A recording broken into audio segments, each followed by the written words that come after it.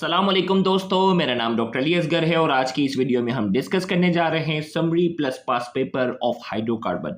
Hydrocarbon से related आज की इस वीडियो में वो तमाम पॉइंट्स जो पास पेपर में एमसीक्यू बनकर आ चुके हैं और वो तमाम इंपॉर्टेंट पॉइंट्स जो एमसीक्यू बनकर आ सकते हैं एमडीकेट के एग्जाम में, उन तमाम को आज की इस वीडियो में हम डिस्कस करने जा रहे हैं। तो हम शुरुआत करते हैं अल्केन से। सबसे पहले हम बात करते हैं अल्केन की फिजिकल प्रॉपर्टीज की। अल्केन जो होते हैं वो नॉन पोलर होते हैं, सोल्युबल इन ऑर्गेनिक सॉल्वेंट में ये सोल्युबल होते हैं, इनसॉल्युबल इन वाटर, ये पानी के अंदर सोल्युबल नहीं होते। इनका बॉइलिंग पॉइंट जो होता है वो कम होता है। बॉइलिंग पॉइंट इनका बढ़ता रहता है with the length of carbon atom. जैसे जैसे कार्बन एटम की तादाद बढ़ती जाती है, चेन लंबी होती जाती है, बॉइलिंग पॉइंट बढ़ता है।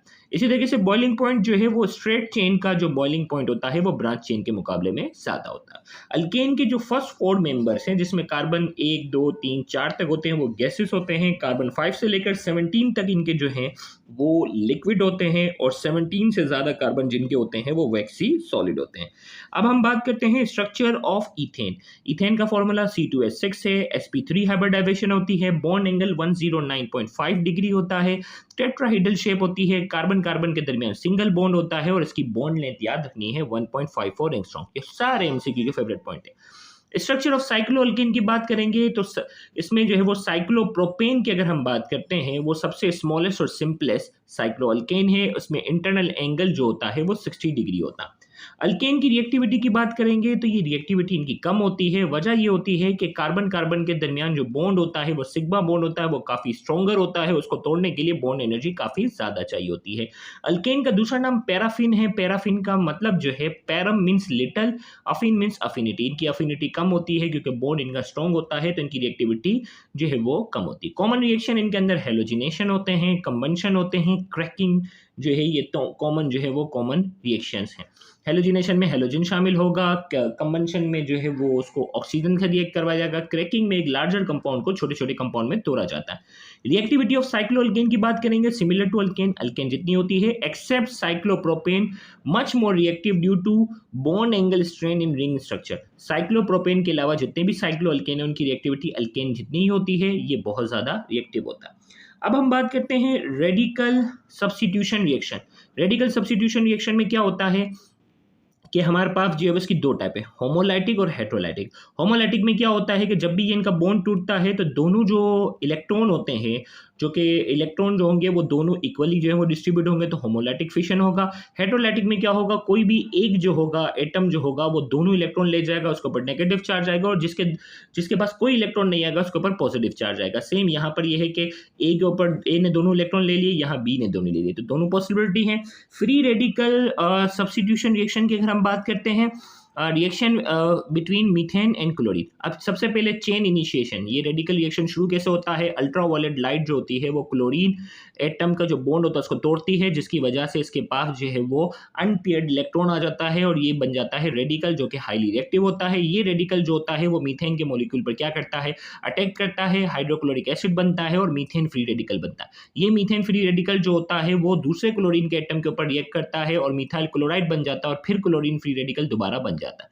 अब ये इस तरह ये प्रोसेस चलता रहता है। ये रिएक्शन तब रुकेगा जब क्लोरीन का एक रेडिकल दूसरे रेडिकल के साथ जुड़कर क्लोरीन का मॉलिक्यूल बना दे, या क्लोरीन का रेडिकल मिथाइल रेडिकल के साथ जुड़कर मिथाइल क्लोराइड बना दे, या 2 मिथाइल के जो रेडिकल हैं वो आपस में जुड़कर इथेन बना दे, तो ये चेन रिएक्शन जो है वो रुकेगा, वरना ये चेन रिएक्शन चलता रहेगा।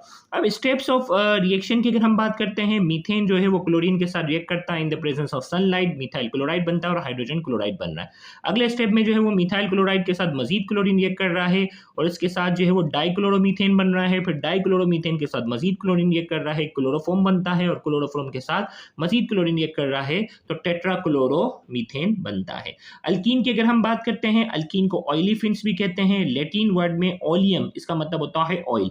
इसमें इसका जो कंपाउंड है वो इथीन है, हाइब्रिडाइजेशन sp2 होती है, कार्बन कार्बन के दरमियान डबल बॉन्ड होता है, बॉन्ड एंगल जो है वो 1.34, बॉन्ड लेंथ जो है वो 1.34 एंगस्ट्रॉम है, शेप जो है वो ट्राइगोनल प्लेनर ज्योमेट्री है। बॉन्ड एंगल 120 डिग्री है। अब इसकी प्रिपरेशन हमारे पास जो है वो दो हैं, अल्कोहल की डिहाइड्रेशन, इथीन की प्रिपरेशन की बात करेंगे, अल्कोहल की डिहाइड्रेशन करेंगे, कंसंट्रेटेड H2SO4 होगा, 170 डिग्री सेंटीग्रेड पे हीटअप करेंगे तो इथाइल अल्कोहल से वाटर रिमूव हो जाता है और इथीन बनता है। डिहाइड्रोहेलोजिनेशन में क्या है कि इथाइल ब्रोमाइड है, उसको अल्कोहलिक पोटेशियम हाइड्रोक्साइड के साथ रिएक्ट करेंगे, 60 डिग्री सेंटीग्रेड पे हीटअप करेंगे, इथीन बनेगा हमारे पास। फिर इसके बाद जो है रिएक्टिविटी ऑफ अल्कीन की अगर हम बात करते हैं तो रिएक्टिविटी ऑफ अल्कीन में हमारे पास इसकी रिएक्टिविटी अल्केन के मुकाबले में ज़्यादा होती है क्योंकि पाई बॉन्ड होता है। इसमें हाइड्रोजनेशन होता है। हाइड्रोजनेशन का रिएक्शन क्या होता है, इसमें आप कैटलिस्ट निकल, प्लेटिनियम, पैलेडियम कोई भी एक देख सकते हो, उसको हीटअप करते हो 250 डिग्री सेंटीग्रेड से 300 डिग्री सेंटीग्रेड तक, तो इथीन में जो है वो हाइड्रोजन ऐड हो जाते हैं तो ये इथेन बनता है। हेलोजिनेशन में हमारे पास क्या है कि कोई भी हेलोजिन इसमें हम शामिल कर रहे हैं, ब्रोमीन इसमें हम ऐड कर रहे हैं तो हमारे पास जो है वो 1,2 डाई ब्रोमो इथेन बन रहा है। This reaction take place in inert solvent. Inert solvent जैसे कार्बन टेट्राक्लोराइड या कार्बन ट्राइक्लोराइड, क्लोरोफॉर्म के अंदर ये रिएक्शन होता है। हाइड्रोहेलोजिनेशन की हम बात करेंगे जिसमें हाइड्रोजन और हेलोजन शामिल करेंगे इसमें, तो इथाइल ब्रोमाइड बनता है। ऑर्डर ऑफ रिएक्टिविटी एमसीक्यू के लिहाज से जरूर याद रखना, सबसे ज्यादा हाई रिएक्टिविटी हाइड्रोजन आयोडाइड की है, फिर ब्रोमाइड की और फिर क्लोराइड की है। फिर इसके बाद जो वो प्रोपीन में अगर हम इसमें हाइड्रोजन ब्रोमाइड अगर हम शामिल करते हैं तो इस पर मार्कोनिकोफ रूल अप्लाई होता है। मार्कोनिकोफ रूल क्या है कि जब किसी एक एसिमेट्रिकल कंपाउंड में जब दूसरा एसिमेट्रिकल कंपाउंड हम शामिल करते हैं तो positive part of incoming compound जो होता है वो उस कार्बन के साथ अटैच होता है जिसके पास हाइड्रोजन की तादाद ज्यादा होती है। अब देखो ये एसिमेट्रिकल कंपाउंड है, इसमें हाइड्रोजन जो ब्रोमाइड एसिमेट्रिकल है, तो पॉजिटिव पार्ट जो इनकमिंग का होगा वो उस हाइड्रोजन के उस कार्बन के साथ अटैच होगा जिसके साथ हाइड्रोजन की तादाद ज्यादा होगी। लिहाजा ये पॉजिटिव है हाइड्रोजन और ब्रोमाइड नेगेटिव है तो हाइड्रोजन जो है वो उस कार्बन के साथ लगेगा जिसके साथ कार्बन की तादाद हाइड्रोजन की तादाद ज्यादा है, तो हाइड्रोजन इसके साथ लग जाएगा और ब्रोमाइड इसके साथ, तो 2 ब्रोमोप्रोपेन जो होगा वो मेजर प्रोडक्ट बनेगा और 1 ब्रोमोप्रोपेन जो है वो माइनर प्रोडक्ट होगा। तो ये मार्कोनिकोफ रूल के मुताबिक होगा। हाइड्रेशन की अगर हम बात करेंगे, वाटर इसमें शामिल कर दो, डाइल्यूट सल्फ्यूरिक एसिड होगा, 100 डिग्री सेंटीग्रेड पे ऐड करेंगे, वाटर ऐड हो जाएगा, इथाइल अल्कोहल बनेगा। हेलो हाइड्रेशन ये कंफर्मेटरी टेस्ट है। कंफर्मेटरी टेस्ट है अल्कीन का, इसमें ब्रोमीन का ब्राउन कलर होता है, इसमें जब हम उसको रिएक्ट करवाते हैं ब्रोमीन को वाटर की मौजूदगी में तो ये ब्रोमोहाइड्रीन बन जाता है जो कि कलर लेस होता है, जबकि अल्केन के साथ रिएक्ट करवाते हैं तो ये रिएक्शन इस तरह पॉसिबल नहीं होता, तो ये कंफर्मेटरी टेस्ट होता है अल्कीन के लिए। फिर ईप ऑक्सीडेशन है जिसमें ऑक्सीजन के साथ उसे हम रिएक्ट करवाते हैं इन द प्रेजेंस ऑफ पर एसिटिक एसिड। पर एसिटिक एसिड का फॉर्मूला याद रखना, जो कंपाउंड बनता है वो ईप ऑक्साइड बनता है। फिर ओजोनोलाइसिस की अगर हम बात करेंगे, ओजोन के साथ रिएक्ट करवाते हैं, इसमें कैटलिस्ट का नाम जरूर याद रखिएगा, जिंक होता है, 100 डिग्री सेंटीग्रेड पे हीटअप करते हैं तो फॉर्मल्डिहाइड बनता है। फिर पॉलीमराइजेशन का रिएक्शन है जिसमें 200 डिग्री सेंटीग्रेड पर इथीन के बहुत सारे मॉलिक्यूल को जो है वो हीटअप किया जाता है, प्रेशर 200 एटीएम का रखा जाता है तो ये पॉलीइथीन में जाकर कन्वर्ट हो जाता है। फिर इसके बाद हम बात करते हैं structure of ethyne. sp hybridisation होती है, बॉन्ड एंगल 180 डिग्री होता है, कार्बन कार्बन के दरमियान जो है वो ट्रिपल जो है वो कोवेलेंट बॉन्ड होता है, बॉन्ड लेंथ 1.2 एंगस्ट्रॉम होती है। फिजिकल प्रॉपर्टी ये कलरलेस होता है, ऑर्डरलेस होता है। एसिटाइलिन के अलावा एसिटाइलिन की गार्लिक की तरह जो है वो महक होती है। इनसॉल्युबल इन वाटर, पानी के अंदर सॉल्युबल नहीं होते। Soluble in organic solvent, organic solvent कौन से हैं, एसीटोन, ईथर, इथाइल एसीटेट में ये सॉल्युबल होते हैं। मेल्टिंग और बॉइलिंग पॉइंट जो है वो हाई होता है जैसे जैसे मॉलिक्यूलर मास बढ़ता है। फर्स्ट 3 मेंबर्स इसके जो है वो गैस होते हैं, नेक्स्ट 12 तक कार्बन वाले जो है वो लिक्विड होते हैं। फिर विसिनल डाइहेलाइड और जर्मिनल डाइहेलाइड का जो है वो डिफरेंस जरूर याद रखिएगा। 2 hydrogen atom are attached to adjacent carbon. जब बराबर वाले दो, गौर से सुनिएगा, बराबर वाले 2 कार्बन के साथ अगर हेलोजन अटैच होते हैं तो वो विसिनल डाइहेलाइड कहलाते हैं। और अगर एक ही 2 halogen atom are attach on the same carbon पे अगर 2 अटैच होते हैं हेलोजन तो वो जेमिनल डाइहेलाइड कहलाता है। फिर इसके बाद हम प्रिपरेशन की हम बात करेंगे। प्रिपरेशन के 2 मेथड हैं, डीहाइड्रोहेलोजिनेशन ऑफ विसिनल डाइहेलाइड।